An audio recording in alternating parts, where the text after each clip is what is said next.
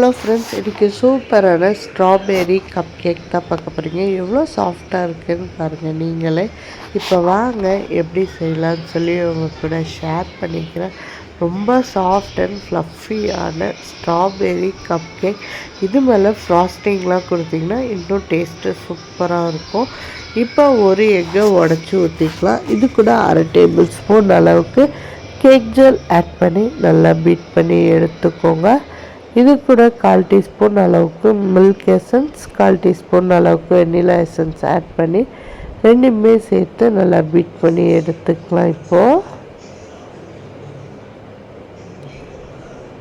இதெல்லாமே சேர்த்து நல்லா பீட் பண்ணியாச்சு. இப்போது 50 கிராம் அளவுக்கு பவுடர் சுகர் எடுத்துருக்கேன். அதையும் சேர்த்து நல்லா பீட் பண்ணி எடுத்துக்கலாம்.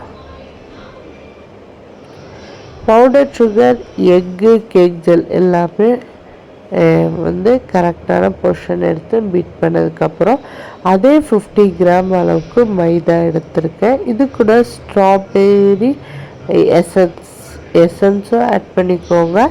அதே மாதிரி அந்த ஸ்ட்ராபெர்ரி கலர் பிங்க் கலர் இருந்தாலும் நீங்கள் ஆட் பண்ணிக்கோங்க. மிக்ஸ் அது. இப்போ 1 டேபிள் ஸ்பூன் அளவுக்கு ஆயில் ஆட் பண்ணி நல்லா மிக்ஸ் பண்ணி எடுத்துக்கலாம். கப் கேக் ட்ரேயில் கப் கேக் மோல்டு வச்சுட்டு நம்ம உள்ளே ஒரு பேட்டராக போர் பண்ணிக்கலாம். இதோட லிங்க் வேணும் அப்படின்னா கீழே டிஸ்கிரிப்ஷனில் தரேன். தேவைப்பட்டுச்சு அப்படின்னா பர்ச்சேஸ் பண்ணிக்கோங்க. இப்போ ஒரு கப்லேயும் நம்ம பேட்டரை ஊற்றி எடுத்துக்கலாம். இதை 10 மினிட்ஸ் அவனை 180 டிகிரிக்கு 10 மினிட்ஸ் ப்ரீ ஹீட்டான அவனில் வச்சு ஒரு 10 to 15 மினிட்ஸ் நீங்கள் பேக் பண்ணி எடுத்தாலே சூப்பரான கப் கேக் ரெடி ஆயிரும். எனக்கு ஒரு எக் வச்சு பண்ணதுக்கு மொத்தம் 5 கப் கேக்ஸ் கிடச்சிருக்கு. இப்போ அவனில் வச்சு நம்ம பேக் பண்ணி எடுத்துக்கலாம் 10 to 15 மினிட்ஸ். இப்போ சூப்பராக பேக் ஆகி வந்துச்சு. கண்டிப்பாக ட்ரை பண்ணி பாருங்கள். உங்கள் எல்லாருக்கும் வீடியோ பிடிக்கும்னு சொல்லி நம்புகிறேன்.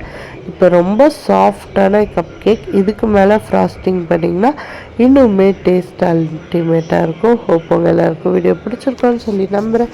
வீடியோ பிடிச்சா நம்ம சேனலை மறக்காமல் like, share, comment and subscribe. Thank you.